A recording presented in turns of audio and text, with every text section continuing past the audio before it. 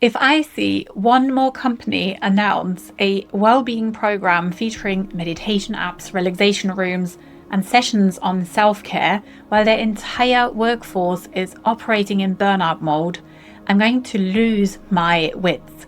I have worked as a workplace well-being expert and leadership consultant with thousands of professionals globally. I've watched organizations spend millions on well-being programs over the last 8 years, and burnout rates haven't just stayed the same. They've gotten worse. The global well-being economy is worth $6.3 trillion. Companies are investing billions, $54 billion to be precise, in corporate well-being alone.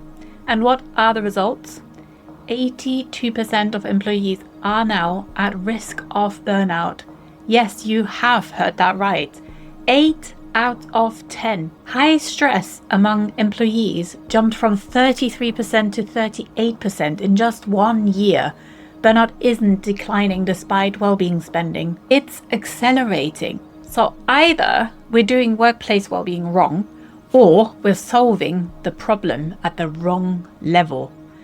I promise you that by the end of this video, you will understand exactly what is going wrong, why you as a leader and your whole team are burnt out. I lay out something to you that no other workplace well-being expert will have explored with you. The totally hidden drivers behind workforce burnout and how to fix this from the root cause up. I'm going to make a bold claim in this video. Nervous system regulation will eat your business strategy and well-being initiatives for breakfast. And until leaders understand this, everything else you're doing, your leadership training, your productivity systems, your strategic planning, and your well-being agenda is built on quicksand. Don't get me wrong, they're all valuable, but they need to be nurtured on solid foundations. Let me explain what I mean. What I see happening in organizations right now is a company notices that people are really struggling. Burnout is through the roof. People are really not performing. Next are these famous employee engagement surveys, and the scores tell all sorts of stories. People are quiet quitting or leaving. So they do what responsible companies do. They invest in well-being initiatives and bring in mindfulness training. They add mental health days and maybe even managers training on mental health. I've delivered this globally to thousands of leaders over the years, by the way. We teach how to signpost to therapy and other company benefits and services. Companies might offer healthy food options, which of course is a good thing. Our nutrition is really important for well-being, but as we see in a bit, only works with other foundations in place first. So some companies I've worked with provide meditation rooms or even sleep pods that nobody uses because everybody's too busy or feels guilty for using them. Many well-being leads implement the recommendations and create the mental health task force. And then 1 or 2 years later, they're shocked that nothing has changed. Burnout is still climbing. People are still leaving. HR is exhausted. Productivity hasn't improved. So they assume they didn't do enough. They add more programs, more benefits, more initiatives, and the spiral literally just continues. And what nobody's talking about yet is that the problem isn't that companies aren't trying. The problem is they're treating symptoms while completely missing the deeper root cause of human stress and dysfunction. It's like putting a plaster on a broken bone and wondering why it's not healing. So what is the root cause that I'm talking about? Almost your entire workforce is operating from dysregulated nervous systems. Most of your people don't even realize they are, and definitely don't know how to effectively bring themselves back to balance and regulation. Us workplace wellbeing consultants have known for a long time that best performance and sustainable wellbeing goes hand in hand. But we are coming in when people are already on the brink of exhaustion, burnout, and serious mental health concerns. And some interventions can even backfire. That's a whole other video coming up for you, by the way, so look out for that one. But to be fair, almost none of us learned in our young years how to reset our nervous system on an individual level, never mind as a team or whole organization. What I'm talking about is quoted as the latest neuroscience, but it's actually been practice-based evidence for thousands of years, by the way. But our modern stress completely got in the way. Our nervous systems have the capacity to heal and be retrained, but haven't evolved to deal with the onslaught of today's work pressures. So if anything, we need to get better at this stuff fast. Okay, so let me talk about the business strategy side of this, because this is where it does get really interesting. Every leadership training, every strategic planning session, every productivity framework, all of them are built on one fundamental assumption. The assumption that you're training and working with regulated human beings who have access to their full cognitive and emotional capacity. But what if that core assumption is wrong? What if you're actually training people whose nervous systems are chronically stuck in survival mode? People whose prefrontal cortex, the part of the brain that is responsible for strategic thinking, decision making, and emotional regulation, is offline and barely working. Maybe let me give you a real example from my consultancy work. I worked with a company that invested heavily in leadership development. They sent their managers through an extensive training program with us, teaching them how to have difficult conversations, how to give feedback, how to inspire their teams. And the training was well designed by any standard and made completely sense in theory. But when those managers got back to the office and faced an actual difficult conversation, they defaulted to their stress patterns. For some it was avoidance, for some aggression, for some complete shutdown. Not because they didn't know the techniques, but because their nervous systems were dysregulated. And dysregulated nervous systems override theory and even trained behavior. You can teach someone the perfect communication framework, but if their body is in fight or flight when they need to use it, that framework is useless in reality. I've seen this so clearly so many times, maybe because I'm a ruthlessly pragmatic psychologist. If a theory doesn't translate into actionable steps and real transformation, it just doesn't hack it in my world. And this is the blind spot in every business strategy discussion. We're asking dysregulated people to execute on strategies that require regulation and access to our full capacity. And then we're confused about why execution and strategy are failing. So let me explain a bit deeper what's actually happening here. And this is neuroscience that nobody in business understands because it's only just about realized in clinical therapy. Your nervous system has basically 3 states. There's social engagement. This is where you're calm, clear, and able to think strategically. This is where you have capacity for other humans around you, and you're in tune with your own self. And in workplaces, this is where collaboration happens, where creativity flows, where you can access your full cognitive capacity. This is also where psychological safety is nurtured, where mistakes are quickly learned from, and where true innovation and rapid business pivots are possible. In my trainings, I call this the zone of optimum performance at work and in life in general. And there's hyperarousal, or in simpler terms, overactivation. This is known as fight or flight often. So there are 2 different kind of responses to it. One is to move towards the threat. The other one is to get away from it as quickly as possible. So our body activates our emergency energies and we feel anxiety, urgency, reactivity. Your body thinks you're in danger. Your prefrontal cortex starts shutting down and hands over to the limbic system, our emotional brain. Strategic and analytical thinking becomes almost impossible, and we start to communicate differently with our colleagues, no matter how much communication training we've had. See where this is going? The last state is hypoarousal, or what I call simpler underactivation. This is our freeze or fawn response. So again, 2 different ways how it shows up. One is where we get completely immobilized and frozen in the moment. The other one is where we completely suppress our own needs for the sake of keeping others around us happy and at bay. We can experience numbness, disconnection, and the inability to make any kind of decision. This is often where people go when they've been in overactivation too long and their system just collapses.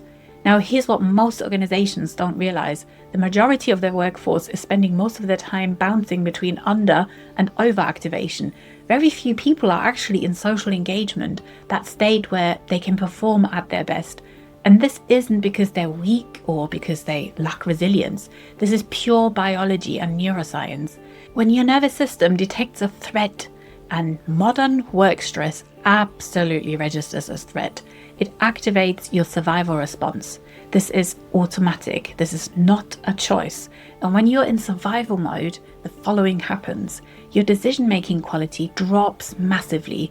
Your creativity shuts down because your brain is focused on survival, not innovation. You aren't able to collaborate because your nervous system is primed for threat, not connection. And you become reactive instead of responsive, rigid instead of flexible, and defensive instead of open. This is the invisible performance drain that no one's measuring yet. This is why your strategic initiatives aren't getting traction, why your culture work isn't shifting things, and why your leadership development isn't translating into behavior change. You're trying to execute advanced business strategies with people stuck in survival mode. Let me get even more specific in 4 areas about what this costs your business and people. First of all, the decision quality across your entire organization. Every single person in your company is making hundreds of decisions every day. And when those decisions are being made from dysregulated nervous systems, the quality degrades. Not just the big strategic decisions, though those are obviously affected too, but the thousands of micro decisions that compound over time. Who gets included in a meeting, or how somebody responds to feedback, whether a risk gets taken or avoided. When these decisions are made from survival or freeze mode instead of regulation, you get worse outcomes again and again and again. Second, innovation dies in survival mode. Your brain cannot be creative and in threat detection mode at the same time. These are neurologically incompatible states. So when your team is dysregulated, you lose access to their creative capacity. You lose the breakthrough ideas, the novel solutions, the innovative thinking that drives competitive advantage. This is why so many organizations struggle with innovation despite hiring brilliant people. It's not a talent problem, it's a deeper nervous system problem. And then third, team dysfunction is affected. When people are dysregulated, their ability to co-regulate, to create emotional safety with each other, is compromised. Nervous system states are contagious in the best and the worst way. If others around us are in social engagement mode, we are much more likely to be in it too. But if others around us are dysregulated, we easily join in. We can't help it. This all happens on a powerful energy exchange level. So you get teams that can't trust each other, leaders who spread anxiety instead of confidence, conflicts that escalate instead of resolve. And you can do all the team building exercises you want, but if the nervous systems in the room aren't regulated, you're not going to create psychological safety. And then the last, and in my opinion, most important one, leadership effectiveness. Your leaders are dysregulated too, and dysregulated leaders make reactive decisions. They micromanage, avoid difficult conversations, spread their stress to their teams. No amount of the usual leadership training fixes this, because the leadership behaviors you want require nervous system regulation to execute. And here's a real cost. All of this is measurable. Dysregulated organizations have higher turnover, lower productivity, worse decision quality, slower innovation, and increased conflict. And in today's volatile market, where the average lifetime of a company has dropped to only 16 years, there's another video coming up on this one too, by the way, but because no one's connecting these outcomes to nervous system states, companies keep trying to fix the symptoms instead of the cause, and in most cases, far too down the line in my experience. Now, I don't want you to hear this as hopeless, because it's actually the opposite. Once you understand that nervous system dysregulation is the root cause, everything else starts to make sense. All those failed wellbeing programs, they weren't addressing nervous system regulation, so they couldn't work. All that leadership training that didn't stick, it was teaching techniques to dysregulated people who couldn't access those techniques under pressure. And all our strategic initiatives that didn't get traction, they require regulated nervous systems to execute. And no one was regulated enough to follow through. This is the missing piece that is the foundation for everything. And here's the really good news. Nervous system states are changeable and trainable. Dysregulation is not permanent. It's not a character flaw. It's not a sign of weakness. It's a human physiological state that can be shifted. When people learn to recognize their present nervous system state, I'm in social engagement. Am I overactivated? Am I underactivated? And they learn state-specific techniques to regulate themselves, everything changes. Suddenly, decision-making quality improves, creativity comes back online, collaboration becomes possible, and leadership behaviors that were taught in training actually start showing up. Not because people are trying harder, but because their nervous systems are regulated enough to access their full capacity. And this is what then becomes possible. Leaders who can stay centered during crisis instead of spreading panic. Teams that can navigate conflict productively instead of avoiding or escalating. Organizations that can innovate because people have access to their creative capacity. Decisions made with strategic clarity instead of reactive urgency. Cultures where psychological safety isn't just theory or a concept. It's the lived experience because people are actually regulated enough to co-regulate with each other. This is the performance transformation that happens when you address the root cause instead of the symptoms. But it requires a fundamental shift in how we think about performance and well-being at work. It's not about layering more well-being programs on top of everything else like the icing on the cake. It's about making better cake. It's about recognizing that nervous system regulation is the foundation. And until that foundation is solid, nothing else works great. Regulation first, then strategy, then everything else becomes exponentially more effective. And success becomes sustainable and starts to feel good on the inside. So where does this leave us? If you're a leader watching this and you're thinking, this explains so much, good, that was the point. The failure of well-being programs isn't your fault, and you were solving at the wrong level. The struggle with innovation and execution isn't because your people aren't capable. It's because they're executing from dysregulated nervous systems. The leadership behaviors you want aren't happening because leaders need regulation before they can consistently demonstrate those behaviors.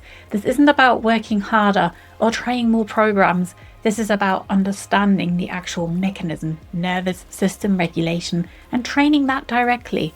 Now, I know what you might be thinking. Okay, I get it. Nervous system regulation matters, but what does it actually look like in practice? How do we do this? That's exactly what I'm going to show you in my next video. It's called Nervous System Reset for Success. Get out of survival mode in 12 weeks. And I'm going to walk you through the complete system, not theory, but practical implementable steps for how leaders can regulate their own nervous systems and start creating regulated teams and organizations. Because this is the most important leadership work you can do. Not the next strategic planning session and not the next wellbeing initiative. The most leveraged action you can take is learning to regulate your own nervous system and teaching your people to do the same. When you get this wrong, everything else is so much harder than it needs to be. So here's what you can do. First, subscribe to my channel so you don't miss my next video, because I'm going to break down my complete method for you. Second, take a moment right now and think about your own organization or business. How many of your people are actually operating from social engagement versus survival mode? Be honest with yourself about what you're seeing. And third, if you want to go deeper right now, I've created a free resource called the Leadership Nervous System Assessment. It takes just a few minutes and it will show you exactly where you are, or even your whole team on the regulation spectrum. The link is in the description, and feel free to let me know any observations or questions. I answer them as soon as I can. And then watch out for that next video where we solve this together, because the future of work isn't more productivity hacks or generic well-being programs. The future of work is regulated nervous systems, and the organizations that understand this first are going to have an unfair competitive advantage. Let's make sure you're one of them, and I'll see you in the next video. Until then, stay safe, subtle, and strong.